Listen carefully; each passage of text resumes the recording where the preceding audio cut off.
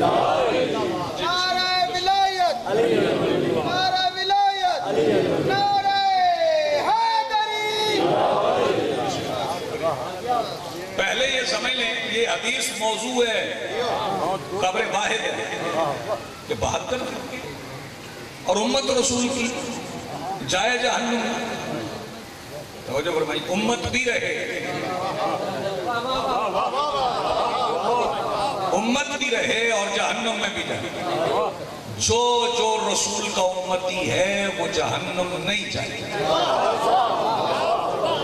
لیکن تھوڑا پیچھے آپ کو لے جاؤں گا، امت کا فیصلہ کہیں ہو گیا تھا کہ امت کون ہے، یہ فیصلہ ہو گیا تھا امت کون ہے۔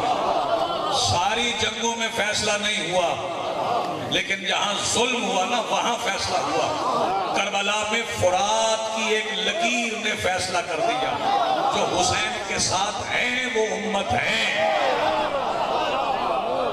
اور جو امت رسول ہے وہ جہنم میں نہیں جائے۔ جن کے دلوں میں حسینیت ہے انہیں جہنم میں نہیں جانا۔ اور پھر یہ ہے کہ جس کے دل میں محبت رسول ہے، محبت مصطفیٰ ہے، وہ کیسے جہنم میں جائے؟ سرکار دو عالم کی محبت کے ساتھ بندہ جہنم میں چلا جائے، یہ ہو ہی نہیں سکتا۔ لیکن پہلے محبت کو بھی سمجھ کہ محبت ہے کیا۔ تو محبت دو چیزوں کا مجموعہ ہے۔ سر اٹھانا میرے محبت، دو چیزوں کا مجموعہ ہے محبت۔ اس میں ایک ہے جاذبہ، تھوڑا مشکل ہوگا پھر بالکل آسان۔ ایک ہے جاذبہ، ایک ہے دافع۔ دفع کرنا یعنی رد کرنا، اپنے سے ہٹانا یا خود اس سے ہٹ جانا۔ جاذبہ یعنی جذب کرنا، یہ جنہیں آپ مجذوب نہیں کہتے، ننگے مجذوب نہیں ہوتے۔ کئی دن نہ نہانے والے مجذوب نہیں ہوتے۔ مجذوب انہیں کہتے ہیں جو اپنے اندر الوہیت کو جذب کرتے ہیں۔ توجہ فرما رہے ہیں؟ ایک ہے جاذبہ، ایک ہے دافع۔ کچھ چیزوں کو دفع کرنا اور کچھ کو جذب کرنا، اس سے محبت بنتی ہے۔ محبت جذب کرنے سے اور دفع کرنے سے بنتی ہے۔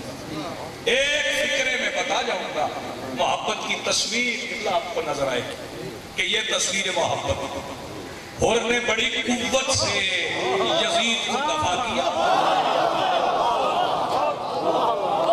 بڑی طاقت کے ساتھ یزید کو دفع کیا، اور اس سے کئی گنا زیادہ طاقت کے ساتھ حسین کو جذب کیا۔ محبت وجود میں آ گئی، اس کا نام ہے محبت۔ تو پھر یاد رکھنا، محبت میں بھی یہ چیز یاد رہے کہ کسی کی نفرت میں کسی سے محبت نہ کرنا،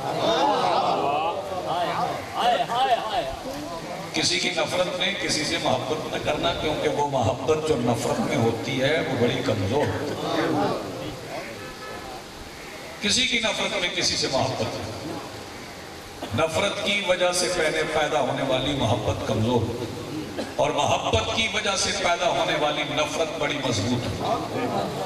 ہم نے کسی کی نفرت میں آل محمد سے محبت نہیں کی، ہم نے آل محمد کی محبت میں کچھ لوگوں سے نفرت کی ہے۔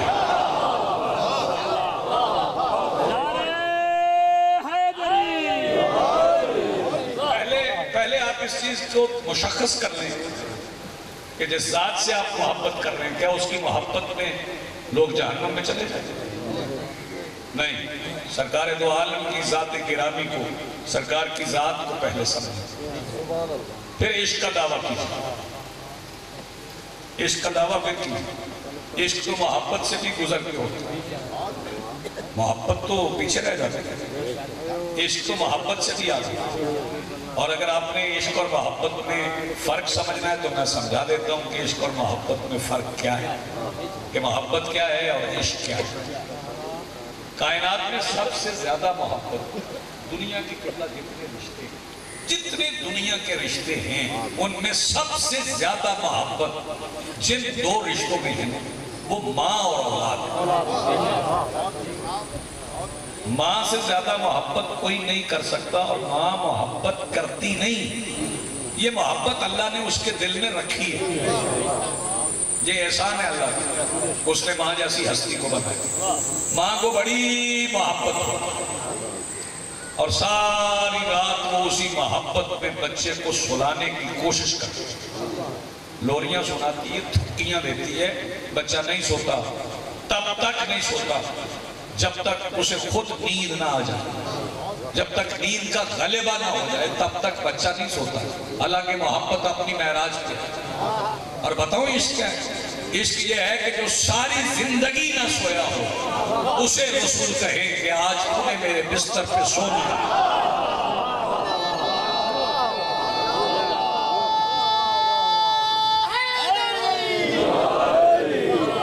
وہاں محبت، یہاں عشق، جو ساری زندگی نہیں سویا۔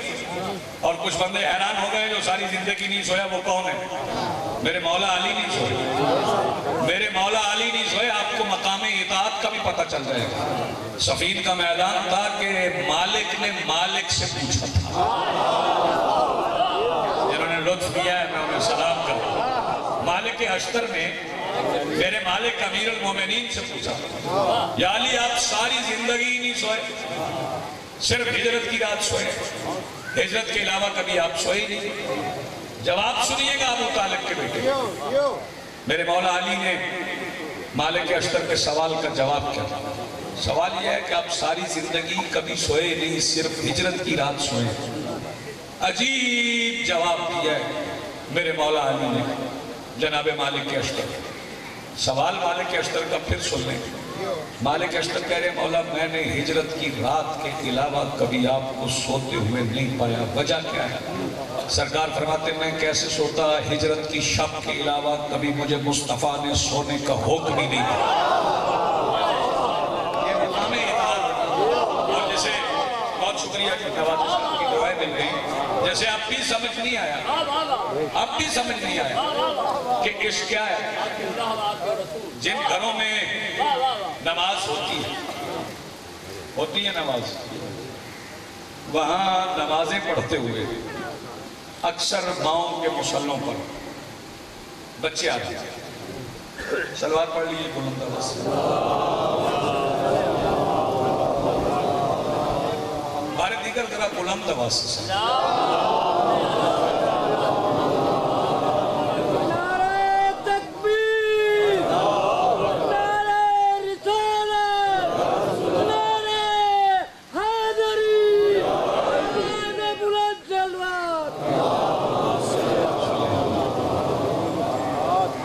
نماز پڑھتی ہوئی ماؤں کے مصلوں پر بچے کوہنیوں کے بل چلتے یا ویسے چلتے آ جاتے ہیں۔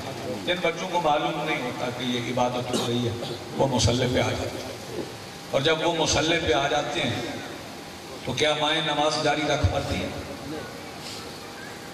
رکوع تک تو آ گئی، سجدے تک نہیں جا سکتی کیونکہ بچہ ہے مصلے پہ۔ محبت بے پناہ ہے لیکن نماز چھوڑنا پڑے گا۔ پہلے تو یہ ہوتا تھا کہ مائیں بچے اٹھا کے نانیوں دادیوں کو دیتی تھی کہ سنبھالنے، اب ذرا وقت بدل گیا، اب باپ کے حوالے کیا، اسے سنبھالو، خود تو پڑھنی نہیں، مجھے تو پڑھنے دیجیے۔ یعنی نماز کی یہ محبت کی انتہا ہے، محبت کی معراج کے لیے۔ ماں نماز میں اپنا بچہ برداشت نہیں کرتی۔ بتاؤں عشق کیا ہے؟ کہ نماز خود نماز میں ہو اور پشت پہ نواسا بیٹھ۔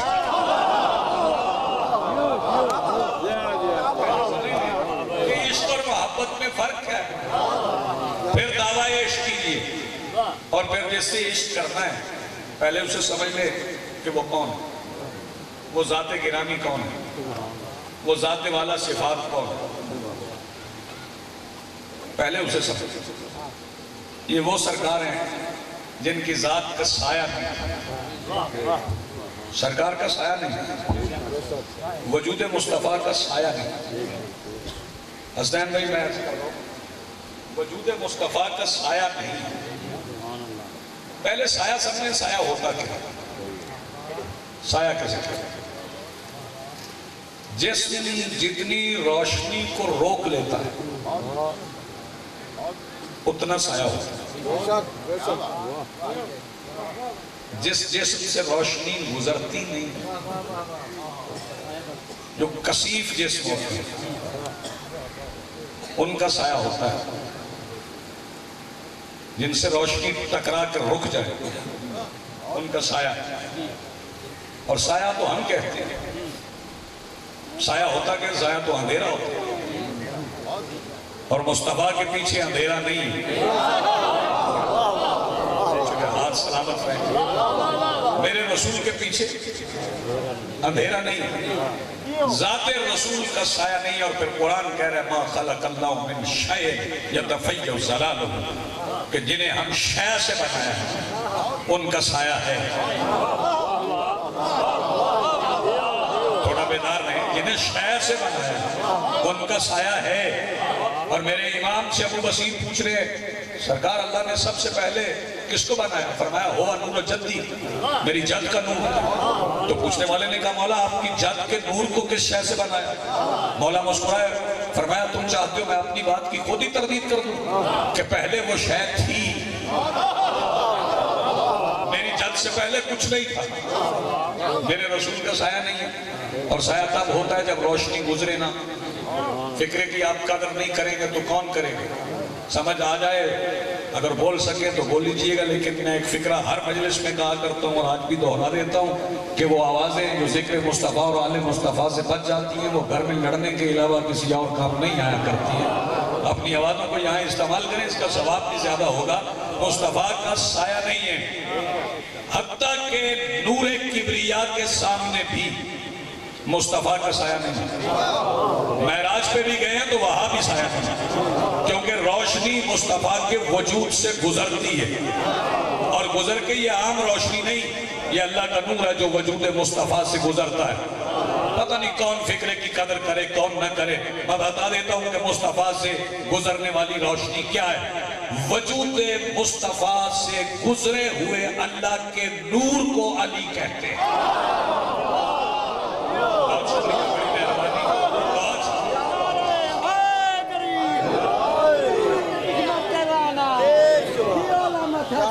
جی بسم اللہ.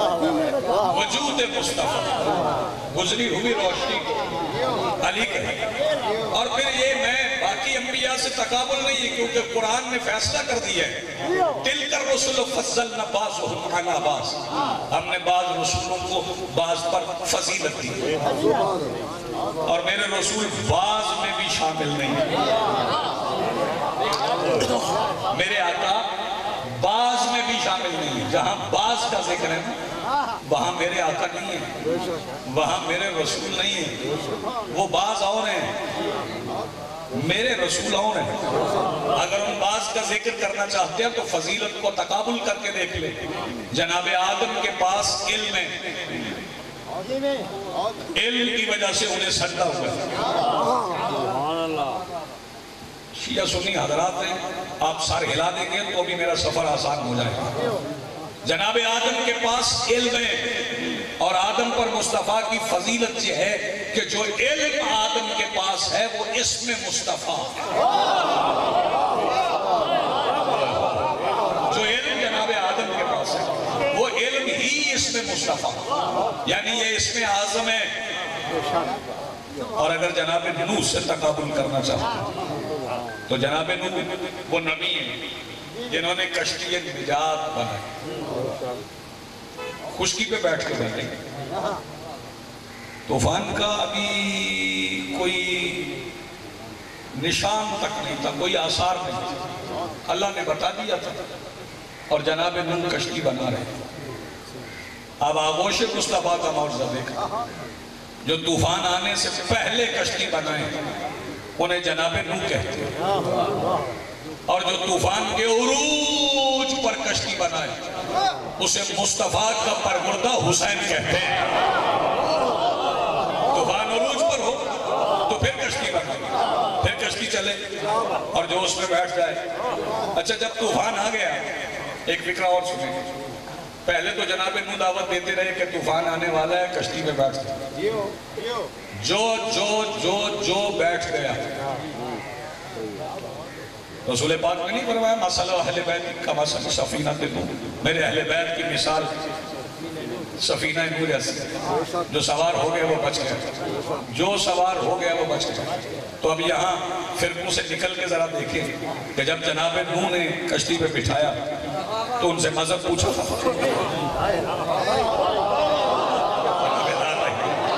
جناب نوح نے جب کشتی پہ بٹھایا قبلہ ان سے مذہب پوچھا نہیں پوچھا، جس کا جو مذہب تک بیٹھ گیا بچ گیا۔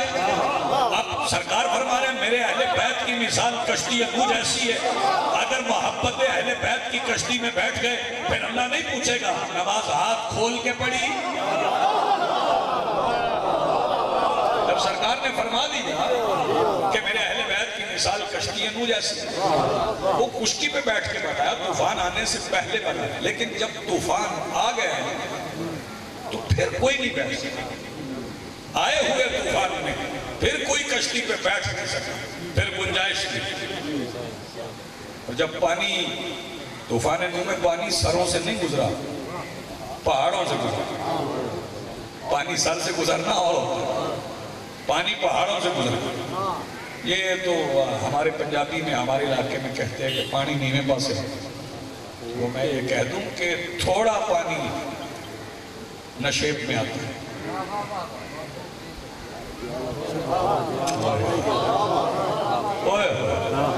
میں اس کو بدل کے کہوں گا تو یاد رہ جائے گا، فکرہ داد کی ضرورت نہیں، تھوڑا پانی نشیب میں آتا ہے۔ اس کا ترجمہ یہ ہے کہ کم ظرف کو کمزور پہ غصہ آتا ہے۔ آپ نے غور نہیں پڑھا، کم ظرف کو کمزور پہ وہ غصہ آتا ہے۔ وہ پانی پہاڑوں سے گزرا ہے، اور جب پانی آ گیا، طوفان آ گیا تو پھر کشتی پہ بیٹھنے کی گنجائش نہیں رہی۔ لیکن آغوش مصطفیٰ کے پروردہ حسین نے جو کشتی نجات کربلا میں کھڑی کی ہے، طوفان آ چکا تھا، اپنے عروج پر تھا، اور یزید کی فوج میں ایک تھا جس کا دل تھا میں کشتی پہ بیٹھ جاؤں،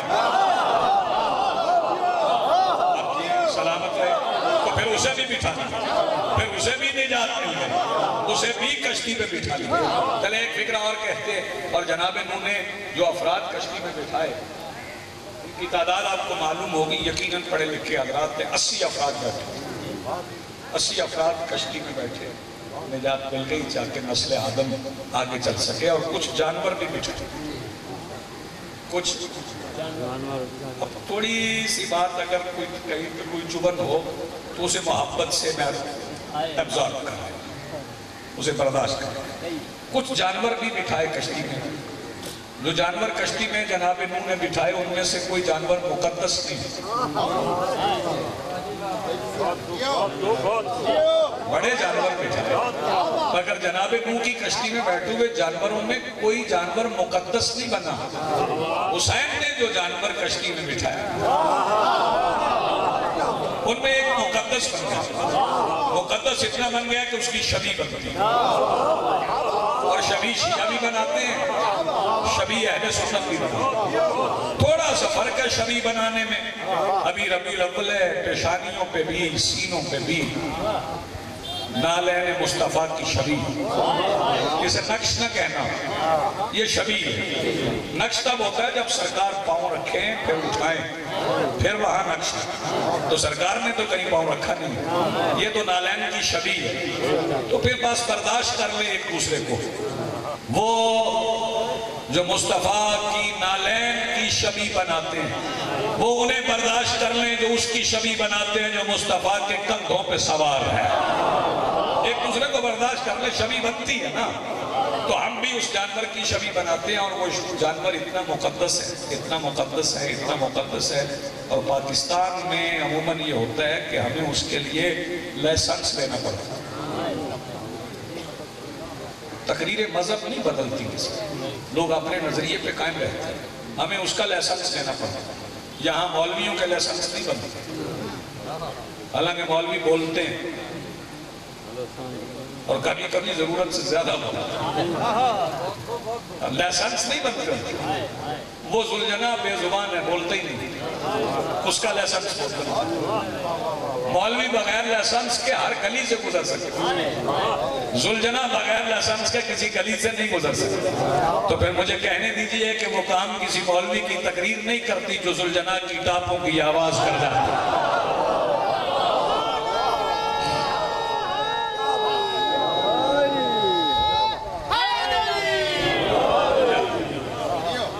تقابل کرتے جائیں گے تو آگے بڑھتے جائیں گے۔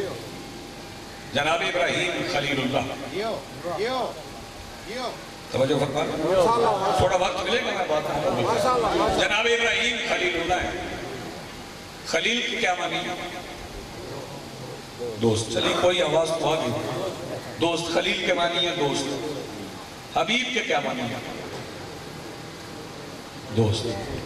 حبیب بھی دوست ہے، خلیل بھی دوست۔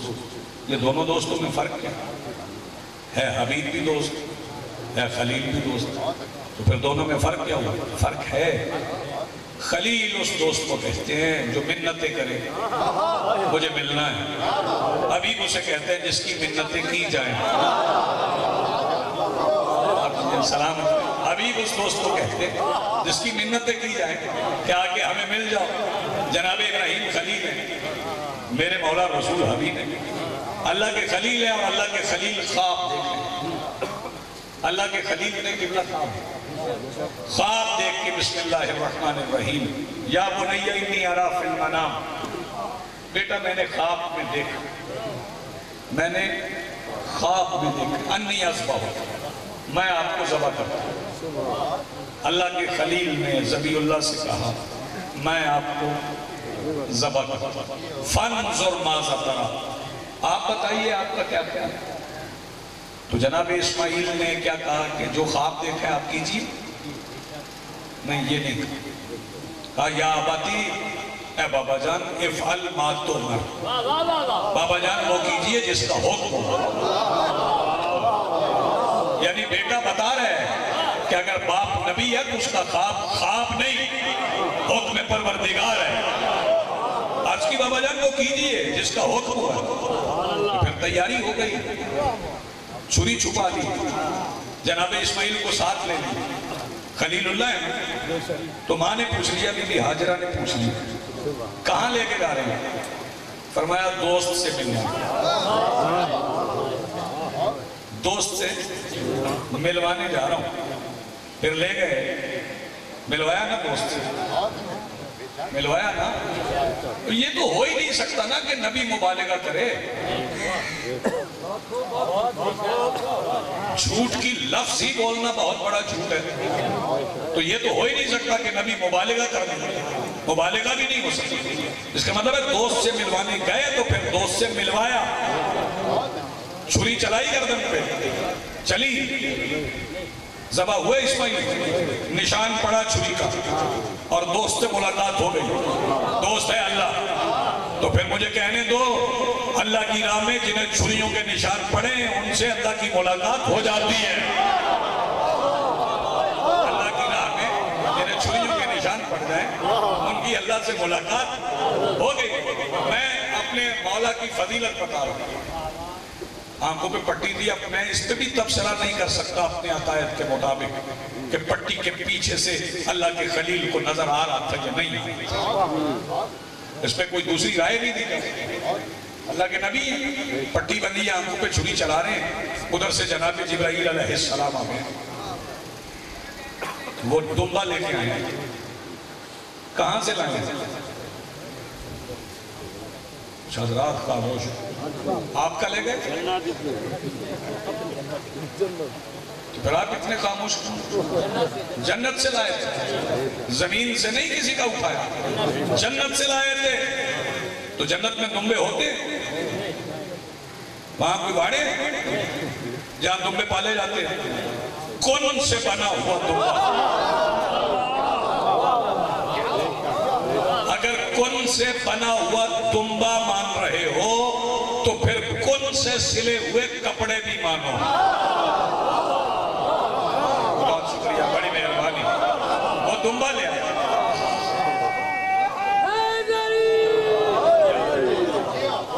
کن سے بنا ہوا دمبا، جبرائیل علیہ السلام لے میں ان بندوں سے قطعاً اتفاق نہیں کرتا وہ جو کہتے جبرائیل آیا اور جبرائیل گیا، میرا ان سے قطعاً اتفاق نہیں، وہ آپ کے بھائی نہیں ہیں، سید الملائکہ ہیں، احترام سے نام لیا، اگر خادم ہے تو مصطفیٰ کی، اور مصطفیٰ کے نوکر ہمارے آقا ہیں جناب جبرائیل علیہ السلام۔ یہ اس پہ بھی ملت مسلمہ تقسیم ہو گئی کہ کسے علیہ السلام کہیں، کسے رضی اللہ کہیں۔ میں نام لیتا ہوں، آپ بتا دیں آپ نے کیا کہنا ہے، رضی اللہ کہنا ہے، علیہ السلام کہنا ہے۔ جناب آدم علیہ السلام، جناب نوح علیہ السلام، جناب یحییٰ علیہ السلام، یہ سارے نبی علیہ السلام ہیں نا؟ تو جب نبی توحید کی تبلیغ کرتے تھے، اللہ کا پیغام پہنچاتے تھے تو لوگ راستے میں پھول بچھاتے تھے، جیسے آپ نے رکھے یہ پھول نہیں بچھاتے تھے، کانٹے بچھاتے تھے، پتھر مارتے تھے، زخمی کر دیتے تھے، اور جب نبی زخمی ہو جاتے تھے تو پھر حکیم مرہم پٹی نہیں کرتے تھے، پھر اللہ کسی فرشتے کو بھیجتا تھا اور وہ فرشتہ آ کے نبی کے زخم پہ پر لگاتا تھا اور نبی کا زخم فرشتے کے پر سے ٹھیک ہو جاتا تھا۔ بس یہی بات سمجھانا ہے، جن کے زخم فرشتوں کے پروں سے ٹھیک ہوئے وہ علیہ السلام ہیں، اور جن کے جھولے سے فرشتوں کے پر ملے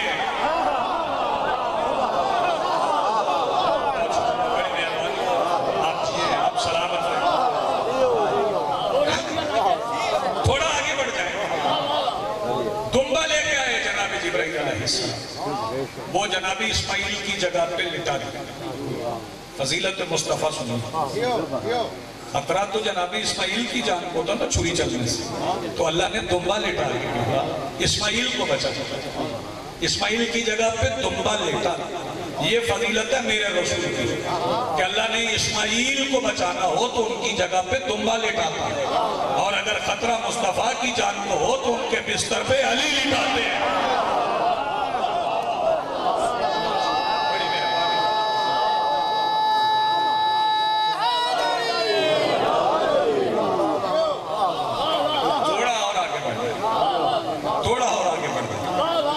پھر آگے جا کے دیکھیے ایک اور نبی ہیں جناب یوسف،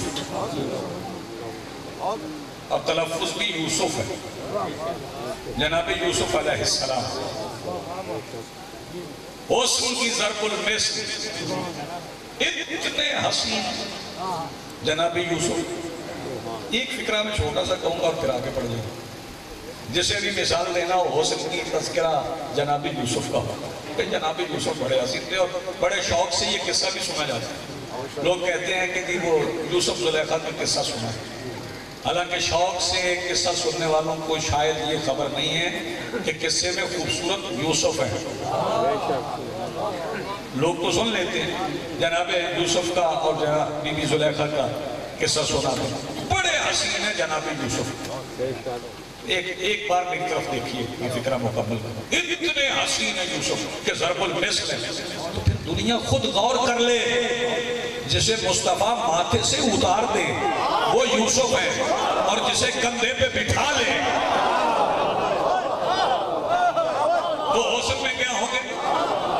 اب جناب یوسف خواب کی تعبیر بتا، زندان میں خواب کی تعبیر بتا، اور لوگ خواب پوچھتے ہیں، بس تھوڑا سا وقت۔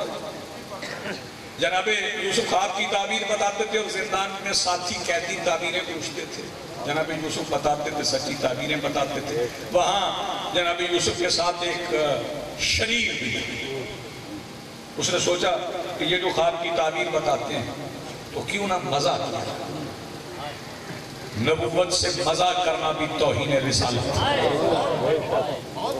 کیوں نہ مزاق کیا جائے۔ اس نے مزاق میں کہہ دیا، خواب سنا دیا۔ جناب یوسف نے فرمایا تمہیں بتا دیتا ہوں خواب کی تعبیر، تو پھانسی لگے گا، دار پہ لٹکایا جائے گا۔ اس نے کہا کہ آپ نے تعبیر بھی بتا دی، میں تو مزاق کر رہا تھا، میں نے تو خواب دیکھا ہی نہیں۔ جناب یوسف نے فرمایا اس سے فرق نہیں پڑتا تو نے دیکھا یا نہیں دیکھا، اس سے فرق پڑتا ہے کہ میں نے کہہ دیا۔ جب میں نے کہہ دیا، جب نبی کی زبان سے نکل گئے، جو میری زبان سے نکل گئے وہ ہو جائے گا، اگر یوسف کی زبان سے نکلا ہوا ہو جاتا تو پھر ماننا پڑے گا جو یوسف سے بھی افضل ہے، وہ جو کہہ دے وہ ہو جاتا ہے، دنیا مانے نہ مانے وہ جو کہہ دیں وہ ہو جاتا ہے۔ پھر اس سے آگے بڑھیے، پھر اس سے آگے بڑھیے، توجہ، جناب عیسیٰ علیہ السلام میرے رسول سے ذرا پہلے آنے والے ہیں۔ جناب عیسیٰ علیہ السلام جب ماں کی گود میں ہے تو کیا فرما رہے ہیں؟ انی عبداللہ، میں اللہ کا اب کا ترجمہ ہمارے ہاں بندہ ہوتا ہے، بندہ فارسی کی لفظ، اب عربی کی لفظ، اور ہم نمازوں میں بھی پڑھتے ہیں اشہد ان لا الہ الا اللہ وحدہ لا شریک لہ واشہد ان محمدا عبدہ ورسولہ، ہم بھی عبد کہتے ہیں اور جناب عیسیٰ بھی کہہ رہے ہیں میں اللہ کا عبد ہوں۔ یہ وہاں پر عبد، یہاں بھی عبد، تو دونوں عبد میں فرق کیا ہے؟ سوئے نہ کوئی، یہ مسئلہ ہوتا ہے کھانے سے کچھ دیر پہلے بھی کافی نیند آتی اور بعد میں بھی نیند آتی، ذرا نیند کی آغوش سے نکلیے گا، ذکر سنیے، یہ بھی عبد ہے اور وہ بھی عبد، اور دونوں کی ابدیت میں فرق کیا ہے؟ سن لیں، اگر ابدیت آغوش مریم میں پڑی ہو تو اسے عیسیٰ کہتے ہیں، اور اگر منزل معراج پہ کھڑی ہو تو اسے محمد کہتے ہیں، یہ فرق ہے دونوں کی ابدیت۔ اور وہ کیا کہہ رہے ہیں؟ عبداللہ وَعَطَانِيَ الْكِتَابِ، میں اللہ کا بندہ ہوں، اس نے مجھے کتاب دی، وَجَعَلَنِي نَبِيًّا، اور اپنا نبی بنایا۔ کہاں ہے؟ کہاں ہے؟ ماں کی آغوش میں، اور کہہ رہے ہیں میرے پاس کتاب ہے، ماں کی گود میں کہہ رہے ہیں میرے پاس کتاب، میں پھر کہہ رہا ہوں ماں کی گود میں کہہ رہے ہیں میرے پاس کتاب، اور میرے مصطفیٰ کا کمال یہ ہے کہ جسے گود میں اٹھا کے، توجہ، جسے مصطفیٰ نے گود میں اٹھانا ہو، وہ آغوش مادر میں مصطفیٰ سے کہتا ہے آپ بتائیں تورات پڑھوں، زبور پڑھوں یا انجیل پڑھوں؟ وہ کہہ رہے ہیں عطانی الکتاب، میرے پاس کتاب ہے، تو بتائیں جناب عیسیٰ کے ہاتھ میں کتاب تھی؟ بولے نہیں تھی کتاب، تو جناب عیسیٰ کہہ رہے ہیں وَعَطَانِيَ الْكِتَابِ، میرے پاس کتاب ہے، اس کا مطلب اس وقت وجود عیسیٰ ہی کتاب، وہ کتاب وجودی ہے، جناب عیسیٰ کا وجود ہی کتاب ہے۔ اور جسے کتاب کی سمجھ نہیں آئی نا، انہیں دو مصرے سنا دیتا ہوں، دو مصروں میں بات پہنچ جائے گی جو پوری تقریر میں نہیں پہنچی۔ حساب جس کا نہیں بے حساب اس میں ہے، علی کتاب میں کب ہے؟ کتاب اس میں ہے۔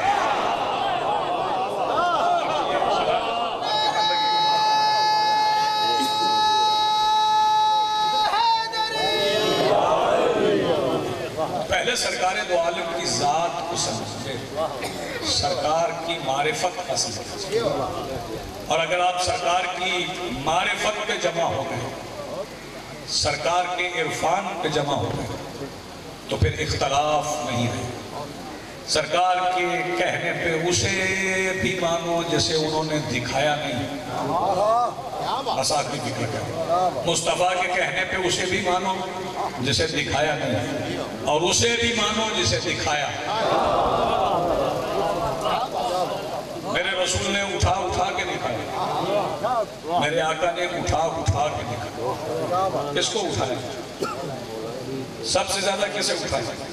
میرے مولا حسین کو۔ مدینے کی گلیوں میں اٹھا، عید کے روز اٹھا، اور ساری گلیوں سے سیر کروا کے پھر مسجد میں لا کے ہاتھ بلند کیے، فرمایا حسین میرے ہاتھوں پہ پیر، ہاتھوں پہ آئے، پھر سینے سے لگایا، پھر گود میں بٹھایا، پھر سر چوما، اور پھر فرمایا آپ گھر جائیں۔ حضرت ابو سعید خدری نے پوچھا یا رسول اللہ اٹھا تو یکدم دیا تھا، اتارا بڑے آرام سے. یہ آرام سے کیوں اتارا؟ فرمایا میں لوگوں کو دکھا رہا ہوں، دیکھ لو اگر کبھی حسین کو اتارنا پڑ جائے. آپ کی آوازیں بلند ہوئی، مقصد حاصل ہو. اگر کبھی اتارنا پڑ جائے تو ایسے اتارا، لیکن لوگوں نے اتارا کیسے؟ میں نہیں کہتا امت نے اتارا، کیونکہ جو حسین سے لڑ پڑے میں انہیں مسلمان نہیں مانتا، اس لیے میں نہیں کہتا. اور یہ لفظ استعمال کرنے والوں کو بھی بدلنے کی ضرورت. لشکر یزید نے بہت مارا میرے مولا حسین.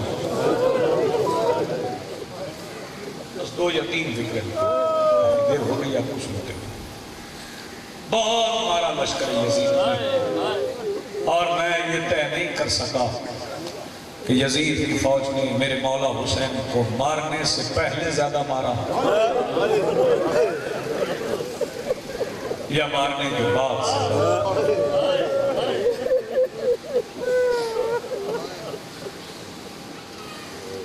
دو روایات پڑھ کے میں آپ کو سلام کر رہا ہوں. ایک جناب جعفر شوستی صاحب کے خصائص الحسینی، انہوں نے لکھے ہیں کہ حسین بادشاہ کے زخم کتنے تھے. عالم ربانی ہیں، وہ لکھتے ہیں اتنے قرآن کے حرف نہیں جتنے میرے مولا حسین کے زخم تھے. کچھ آوازیں بلند ہوئی، کچھ اور بلند. ایک اور کتاب کا حوالہ دیتا ہوں، صحیفہ کربلا ہے، علی نظری منفرد نے لکھی ہے. وہ لکھتے ہیں کہ حسین اتنے زخمی تھے کہ لشکر یزید کا ایک سپاہی روایت کرتا ہے کہ آخری وقت میں حسین کے پیچھے کھڑا تھا. حسین اتنے زخمی تھے کہ حسین کے زخموں سے دوسری طرف کے لوگ نظر آتے.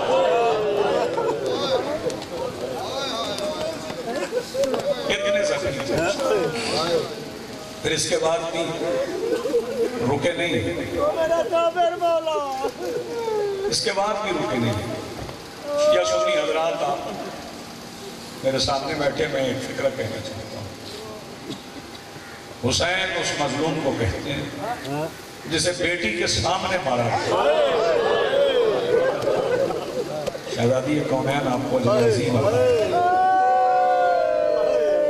جس مظلوم کو بیٹی کے سامنے مارا. اچھا ایک فکرہ اور سن لیں، کوئی بندہ یہ نہ کہے میں بخل کر گیا. حسین ابھی زخمی تھے کہ بیٹی کے سامنے باپ کو مارا گیا، باپ کے سامنے بیٹی کو مارا. بیٹی بھی زخمی بابا بھی زخمی. اور حسین کو تو صرف کربلا میں مارا گیا. بس قریب سے گزر جائیں. میرے مولا حسین کو تو صرف کربلا میں مارا گیا.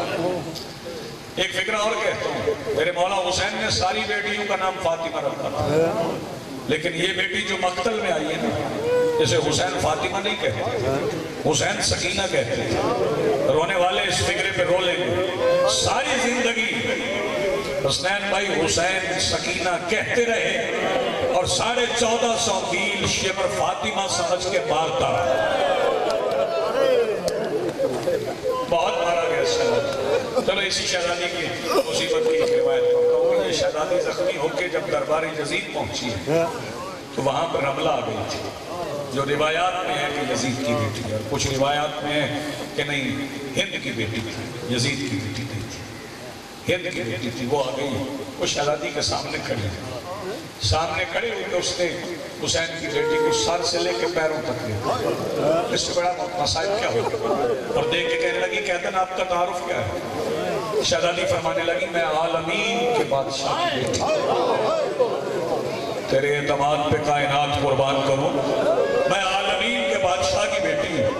رملہ آواز دے کے کہتی ہے اگر آپ بادشاہ کی بیٹی ہوتی ہیں، دیکھیں میں بادشاہ کی بیٹی ہوں، میرے کانوں میں یمنی دور ہے، آپ بادشاہ بادشاہ کی بیٹی ہوتی ہیں، آپ کے کانوں میں بھی در ہوتے ہیں۔ شہزادی فرماتی ہے غرور نہ کر، یہ جو در تیرے کانوں میں تیرے نہیں ہیں۔ رملہ کہنے لگی پھر کس کے ہیں؟ شہزادی آواز دے کے کہتی ہے یہ در میرے بابا نے مجھے میرے بھیا علی اکبر کی شادی کے لیے یمن سے منگوا کے دیے تھے۔ رملہ کہنے لگی پھر آپ کے گم ہو گئے اور مجھے مل گئے؟ شہزادی آواز دے کے کہتی ہے بس یہی سمجھ لے کہ میرے گم ہو گئے۔ رملہ کہنے لگی اچھا پھر جس کی چیز گم ہو جائے نا وہ نشانی بتاتا ہے، آپ نشانی بتائیے، اگر نشانی مل گئی تو میں آپ کے در آپ کو واپس کر دوں گی۔